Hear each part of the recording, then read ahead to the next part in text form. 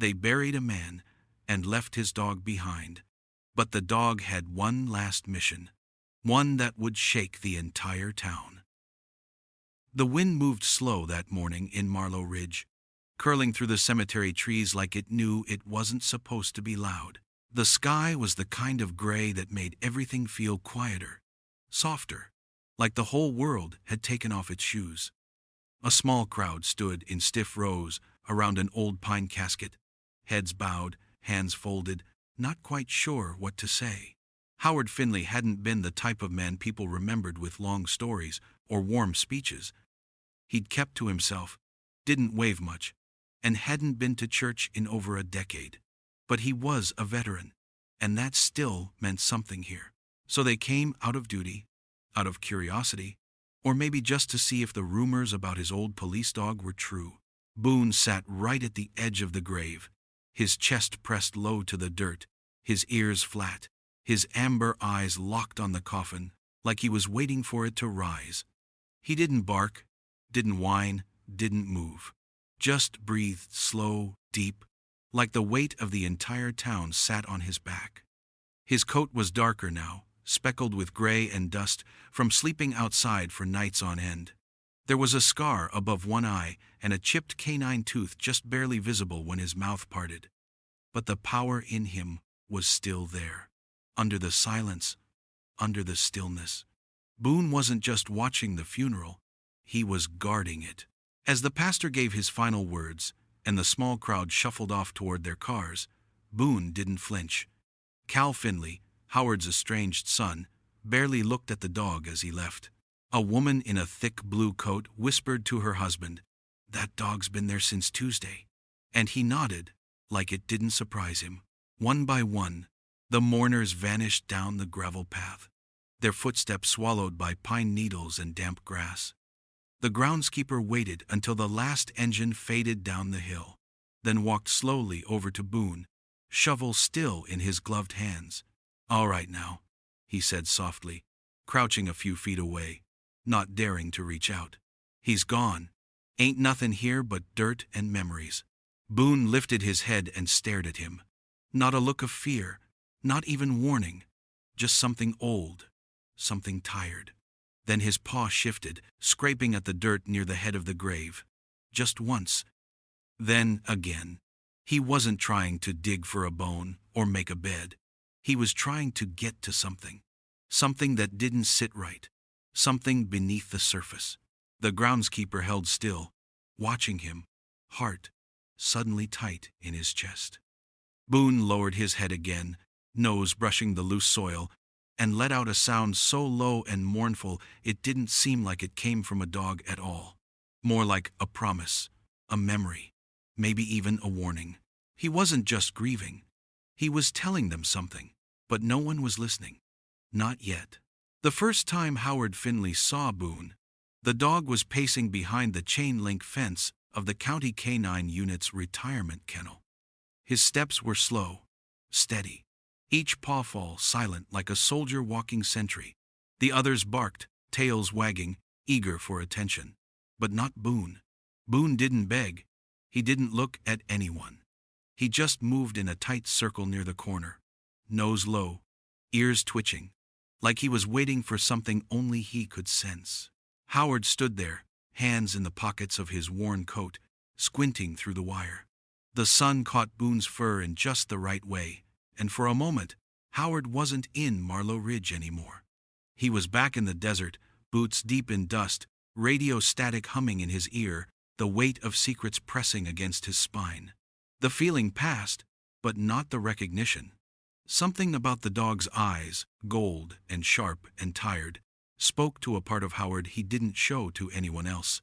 "He's a tough one," the handler said, stepping up beside him. "Injured on duty last year. Took down a suspect twice his size but got a broken leg for the trouble. He's healed up fine, but they say he's too aggressive now. Doesn't trust easy." Howard didn't answer right away. He just watched the dog circle again, always returning to that same patch of ground, like it meant something. "I'll take him," he said finally. The handler blinked. "You sure? We got younger ones. Friendly. Housebroken." Howard nodded once. I don't need friendly.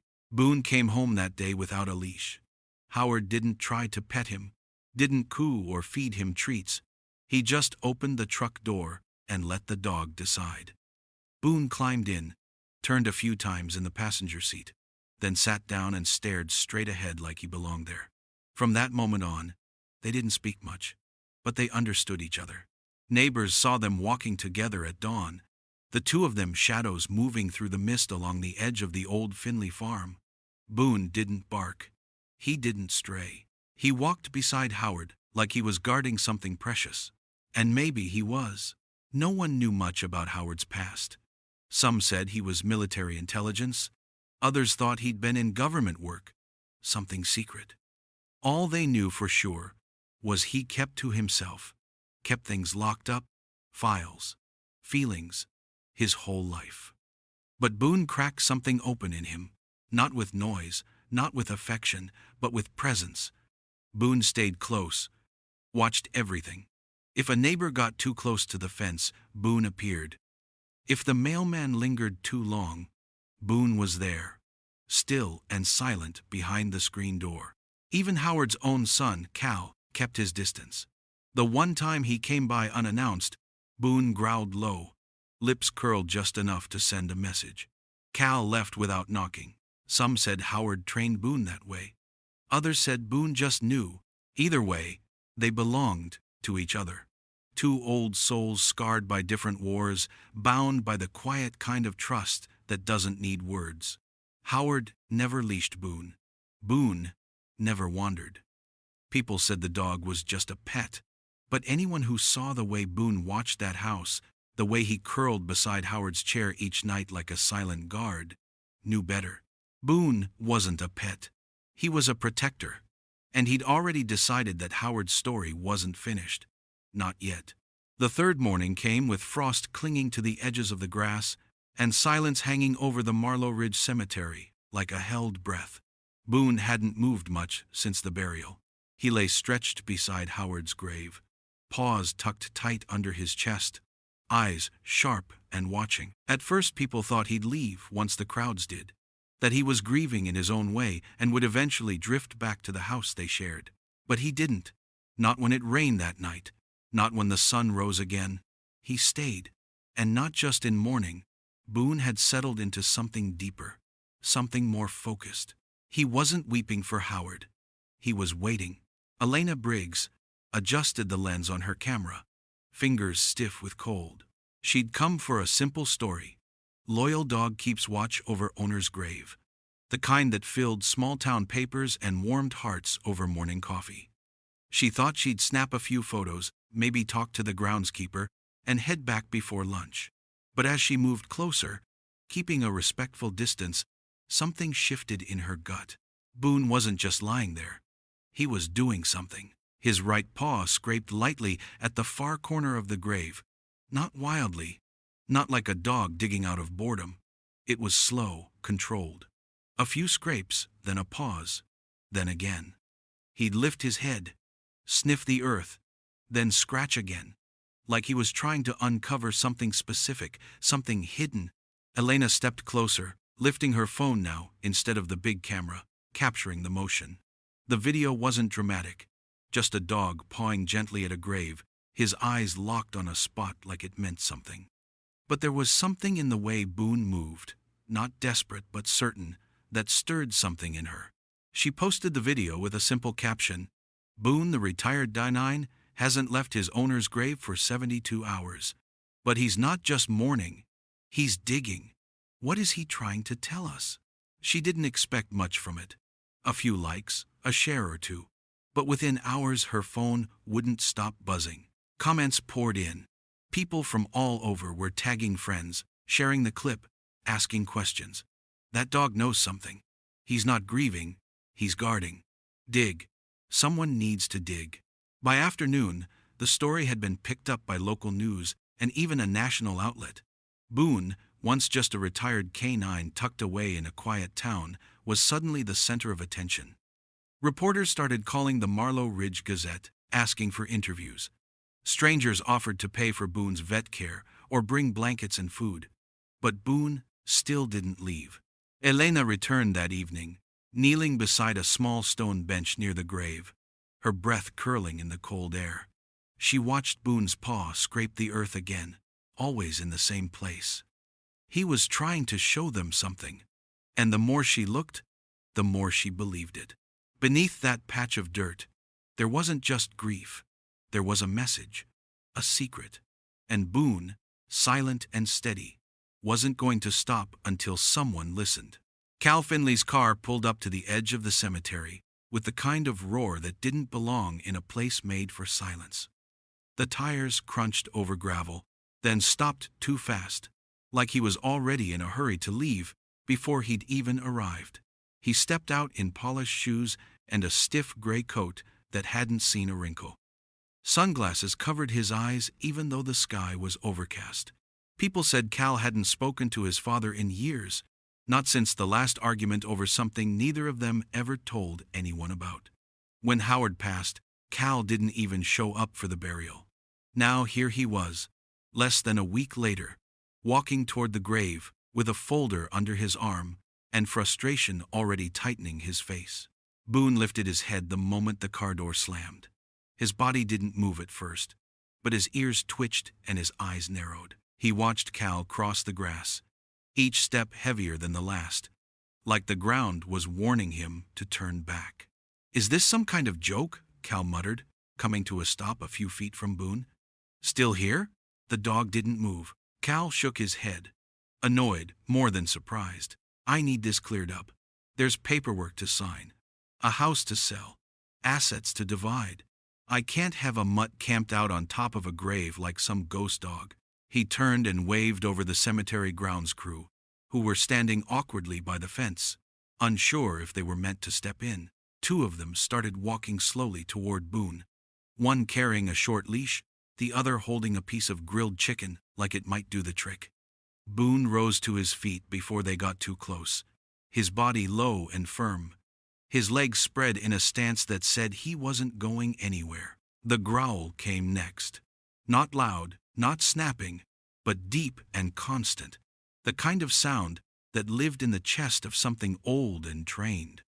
His fur bristled along his back, not from fear, but from purpose.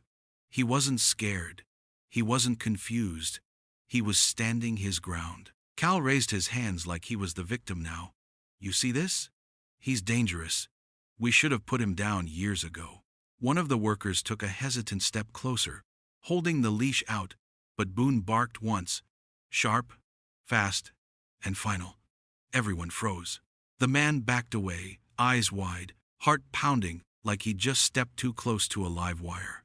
Boone turned his head slightly and returned to the grave, standing squarely at the far edge, the same spot he'd been pawing for days.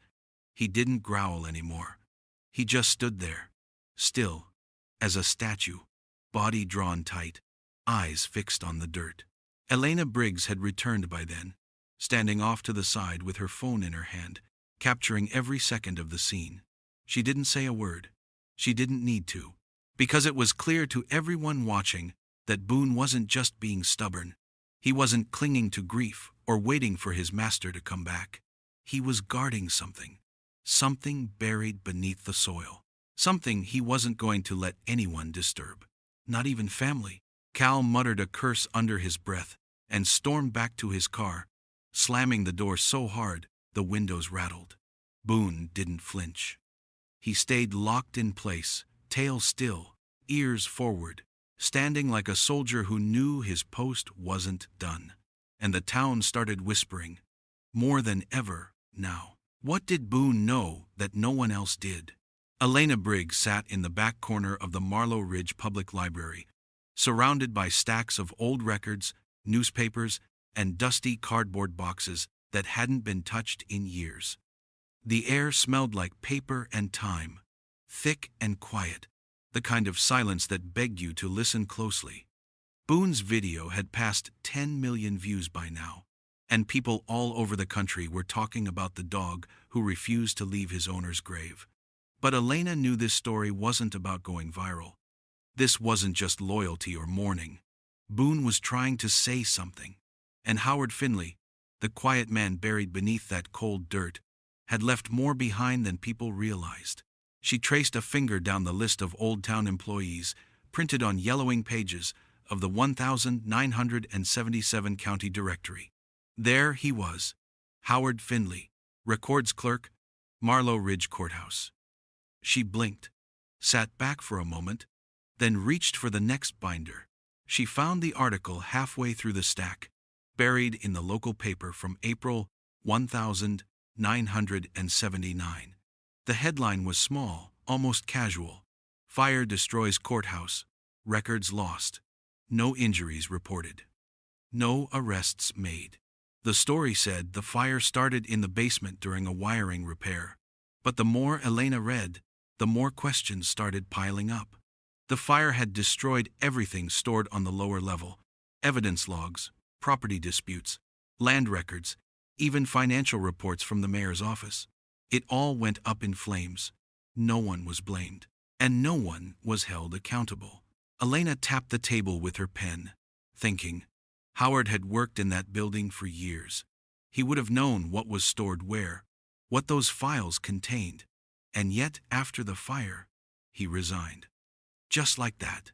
No explanation, no letters, no interviews. He just disappeared from the public eye.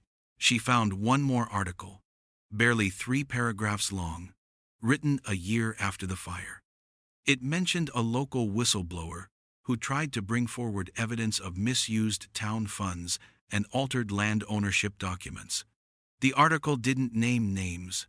The informant had gone silent, apparently moved out of state, left no trace. Elena's stomach tightened. What if that wasn't someone else? What if it was Howard? What if he didn't move away? What if he stayed quiet, buried it all, and lived in the shadows of that secret until the day he died? She pulled out her notebook and scribbled a list: courthouse fire, lost land deeds, embezzlement, Howard's resignation, whistleblower. Boone's name went at the very bottom, underlined twice. Back at the cemetery that evening, Boone was still there, planted over that same patch of dirt, his eyes steady, like he hadn't blinked all day. Elena approached quietly, sitting cross-legged nearby, not too close, not too far. The cold crept into her jeans, and the wind tugged at her hair, but she didn't move. "I think I know what you're trying to show us," she whispered. Boone didn't react, but she felt it, the way his ear flicked, the slight shift in his shoulders. He was listening, and somewhere beneath them, below the grave and the dirt and the silence, the truth was still waiting to be heard. The clock on Elena's dashboard blinked 12:41 a.m. as her headlights cut a soft beam through the cemetery gates. Everything in Marlow Ridge had gone to sleep hours ago, but the weight in her chest hadn't let her rest. Not after what she'd read, not after the things she'd started piecing together. Some stories didn't want to be left alone, and some dogs didn't wait for permission to tell them. Boone was still there when she stepped out of the car, just a shadow against the darker shape of the grave. His ears perked as she approached, but he didn't move, didn't growl. He knew her now, trusted her, maybe. His tail thumped once as she knelt down. "Hey boy," she whispered. "You're still guarding him, huh?" Boone let out a soft whine and pawed again at the same spot, the far corner of the grave, where the grass had worn away and the dirt was thin from his digging. It wasn't random. It wasn't grief. It was focus, sharpened by instinct and something deeper. Elena looked down at the soil, then back toward the road. The historian and the anthropologist she'd called were supposed to meet her quietly. No press, no town officials, just 2 people who understood that sometimes the past needed to be uncovered in the dark. 10 minutes later, their headlights pulled up slowly. Dr. Lee Harmon, the local historian, stepped out first, gray curls tucked under a beanie, arms wrapped in a thick wool coat. Behind her came Dr. Nate Roswell, a forensic anthropologist from the university 2 towns over, carrying a canvas bag of tools and a flashlight that didn't flicker. "You sure about this?" Lee asked as they approached. "No," Elena said. "But Boone is." That was enough. They didn't use shovels at first, just gloved hands, small trowels, brushes. working in silence as Boone lay close by, watching every movement. The ground was cold and packed, but not impossible. It took 30 minutes before they heard the dull thunk of something solid beneath the soil. Roswell froze. "That's not a root." Elena held her breath as they cleared away the last of the dirt. A corner of metal glinted under the moonlight, rusted, dented, but definitely man-made. Roswell traced the edge with careful fingers. "It's a box," he said. "Old, but not ancient. Someone put this here on purpose."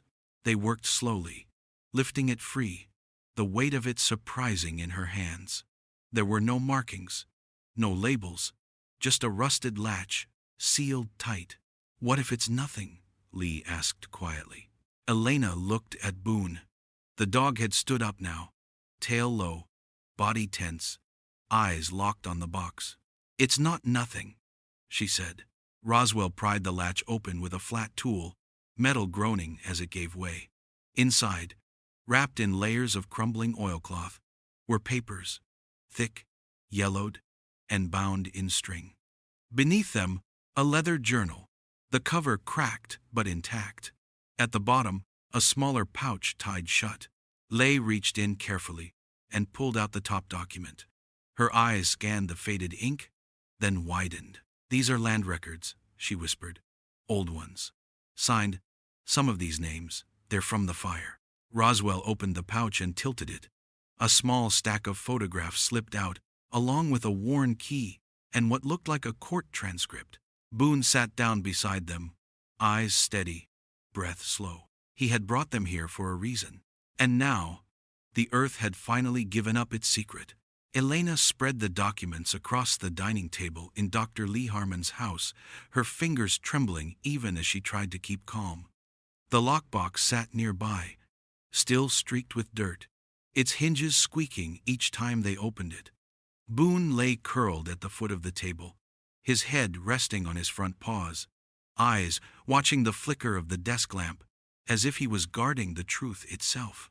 Leigh unfolded another set of papers, her brow furrowed so deeply it cast shadows across her face. "These aren't just old land deeds," she said quietly. "These were changed. Look here. This name was added in a different ink. Same for this one. And this one too."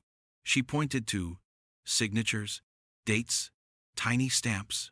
They faked ownership. Nate Roswell lifted the journal, flipping through the pages carefully. "This handwriting matches the label on the inside cover. Howard Finley. It's his journal." Elena leaned closer, reading over his shoulder as Nate turned to a bookmarked page.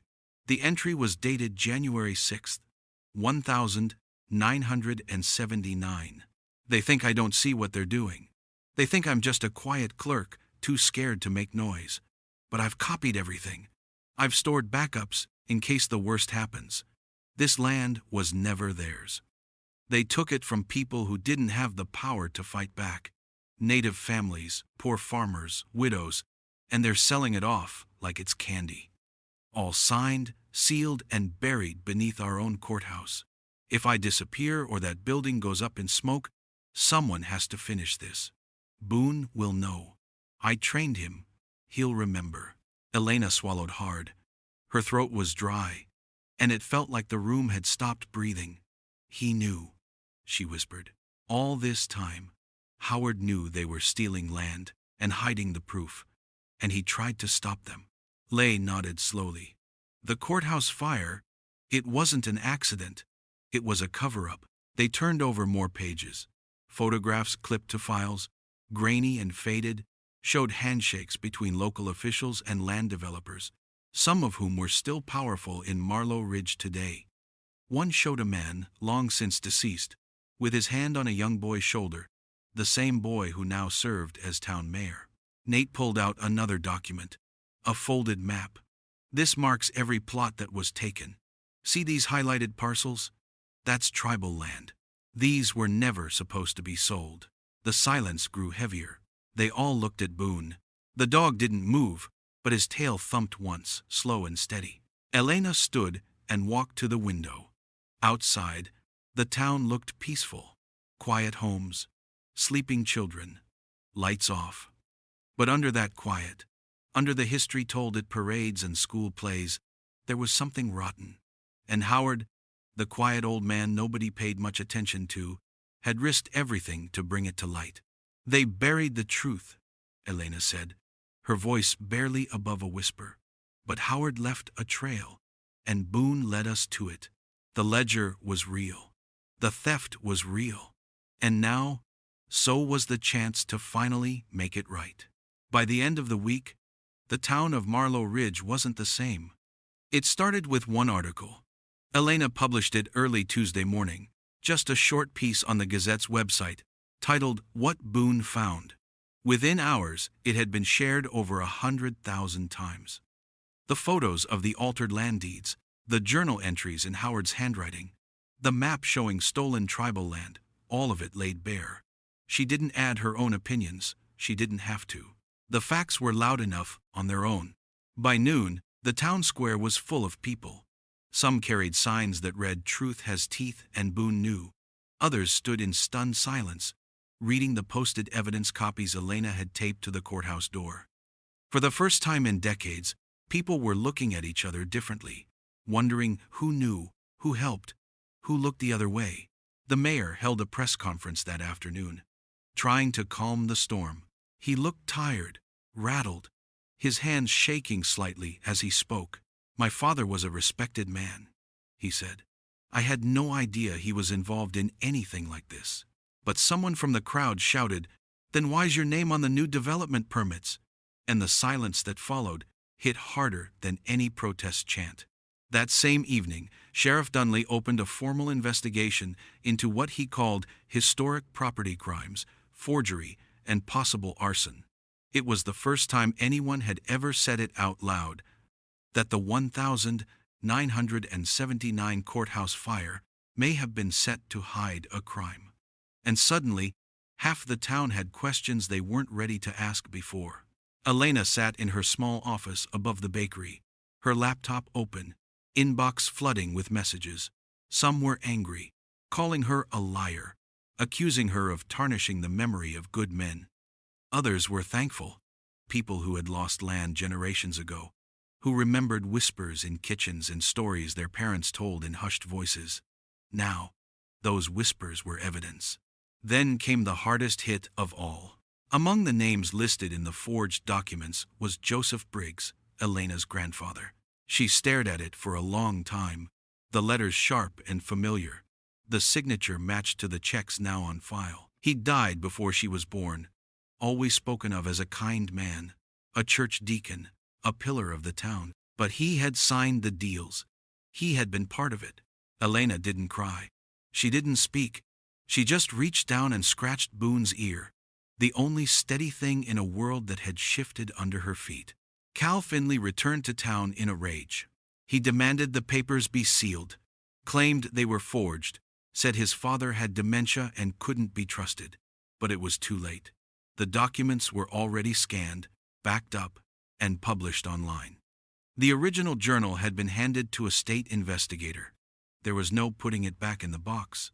At the edge of the cemetery, Boone still sat by Howard's grave, watching quietly. People came to visit now. Some left flowers. Others brought treats or stood in silence. No one tried to move him anymore. No one dared.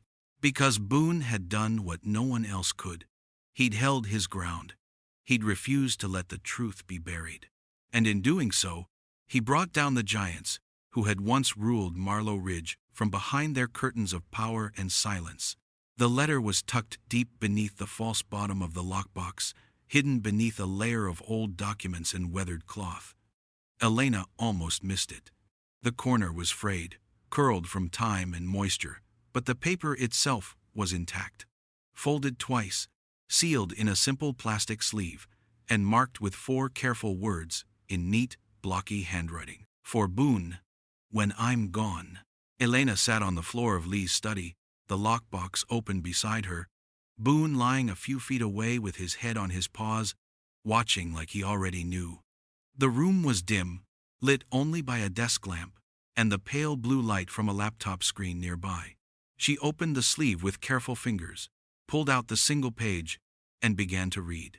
Boone, If you're reading this, or if someone is reading it for you, it means I'm gone. I hope it was peaceful. I hope I didn't make you watch. But knowing you, you probably stayed until the very end. You always do. I need you to do one last thing for me, boy. You know the spot. We practiced enough times, didn't we? I buried the truth there because I couldn't carry it anymore, and I didn't trust anyone else to protect it. But I trusted you. With everything, Elena blinked, her throat tightening. She looked over at Boone. He hadn't moved, but his eyes were locked on hers, calm and steady. I never told the full story. Not to anyone. I worked at that courthouse for 20 years. I saw what they were doing. Rewriting deeds, forging signatures, selling stolen land like it was theirs to give. I thought I could fix it from the inside. I gathered evidence, made copies, even spoke to someone I thought would help. Then, the fire came. That fire wasn't an accident. I know who lit it, but I couldn't prove it. And when they got away with it, something in me broke. I walked away, moved out to the edge of town, and tried to disappear. But guilt sticks, Boone. It clings to your ribs, settles in your bones. I didn't do enough. I should have screamed louder, should have kept fighting, but I got tired. So instead, I trained you. Sounds crazy, I know. A dog can't carry justice.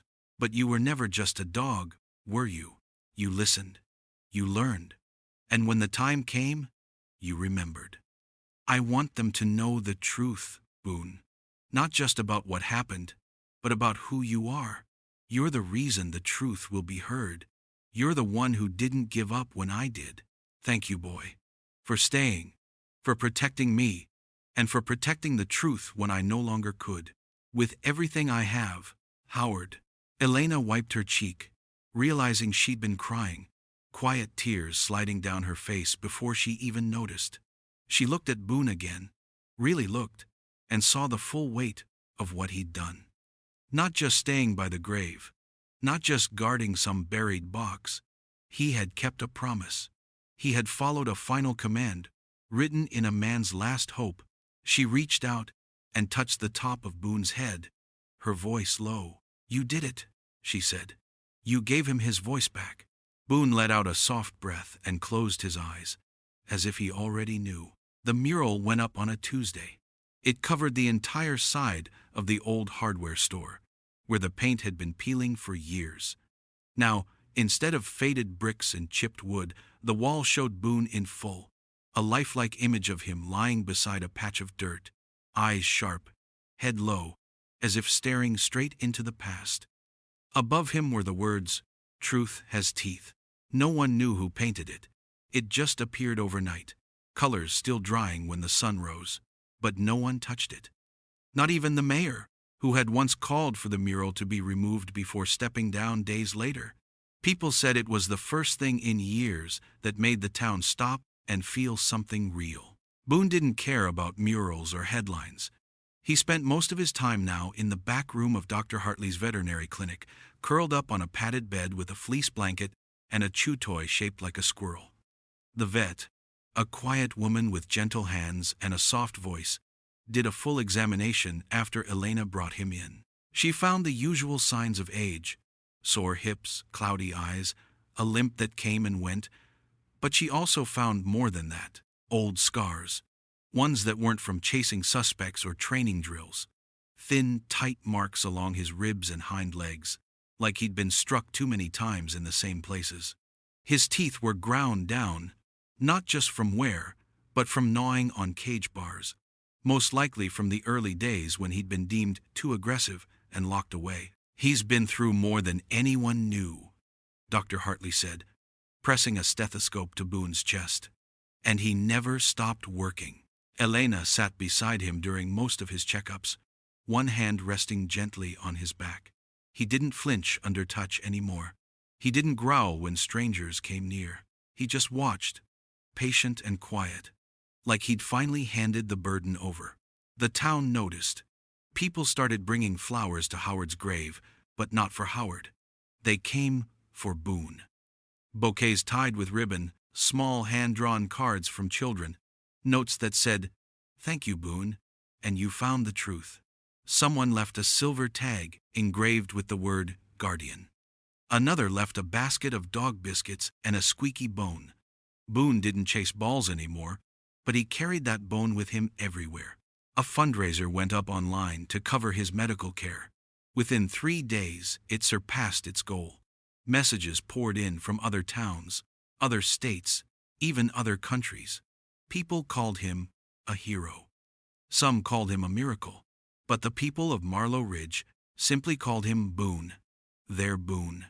The one who didn't look away when everyone else did. One afternoon, a group of school kids walked down to the mural on a class trip. Their teacher pointed to the painted eyes and said, "That's what truth looks like when it doesn't blink." And not one of the children laughed. Boone didn't know he'd become a symbol.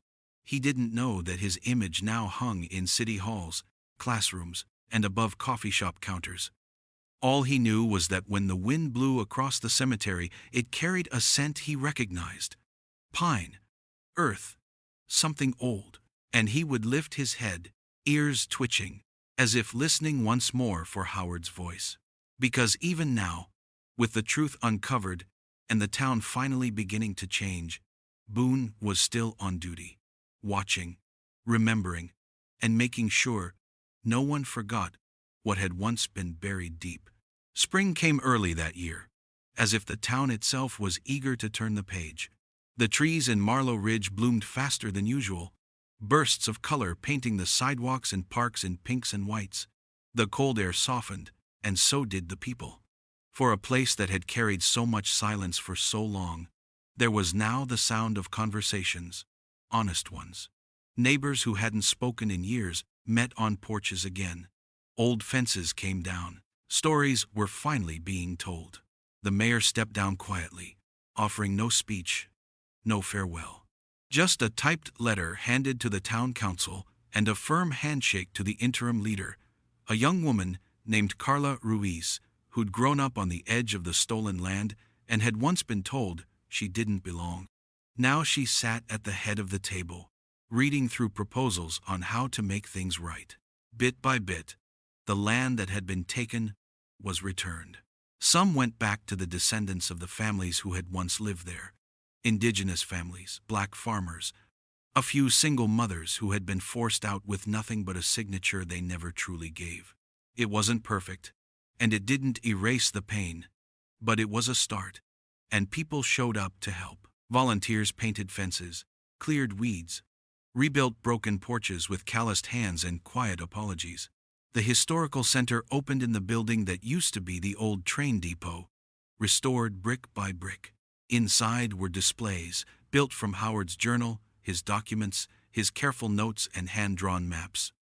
One wall was dedicated entirely to Boone, a timeline of his journey, photographs of him beside the grave, and a single quote, printed in bold letters above it all. Some guardians walk on 4 legs. Elena's exposé became more than a story. It became a book, then a bestseller. She was invited to speak on national news, to universities, to conferences full of people who wanted to understand how a single dog could help unravel decades of buried truth. But every time she stood at a podium, she always started the same way. "This isn't my story," she'd say. "It belonged to a man who never stopped carrying guilt, and a dog who never stopped standing watch." Boone didn't care about any of that. He spent his days moving a little slower now, his steps stiff, his joints creaky in the morning, but his eyes were the same, sharp, calm, steady. People still came to see him, to kneel beside him and scratch behind his ears. Children fed him biscuits and asked if he remembered their faces. Boone always answered the same way, a soft thump of the tail, a quiet huff of breath, a gaze that made you feel like he already knew your whole story. He became the most loved soul in Marlow Ridge, not because he saved the town, but because he reminded it what loyalty looked like, because he stood his ground when no one else did. And because through all the noise and scandal and change, Boone stayed exactly who he was, Old, scarred, tired, but still watching. Still guarding something sacred. Still holding the line. It happened in the early hours of a quiet morning, just as the first light of dawn stretched across the sky and turned the hills gold. Boone was lying on his favorite blanket near the porch of the historical center, the breeze gently stirring the edges of his fur. His breathing had slowed during the night, calm and steady, and when the sun rose, he simply didn't wake up. Elena found him just after 6. She sat beside him without saying a word, brushing the back of her hand over his gray muzzle. His eyes were closed, his body relaxed, and there was no sign of struggle, no sign of pain. It was as if he had been waiting for the right moment, the right kind of peace, before letting go. News of Boone's passing spread faster than anything the Gazette had ever printed. The town stopped, flags lowered, stores closed for the day, school let out early. And once again, Marlow Ridge came together at the cemetery, not for a mayor, not for a war hero, but for a dog.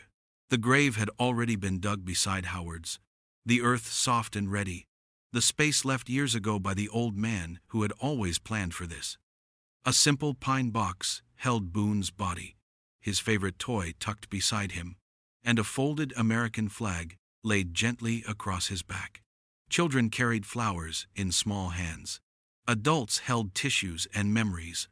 No one had to be told what Boone meant. They all knew.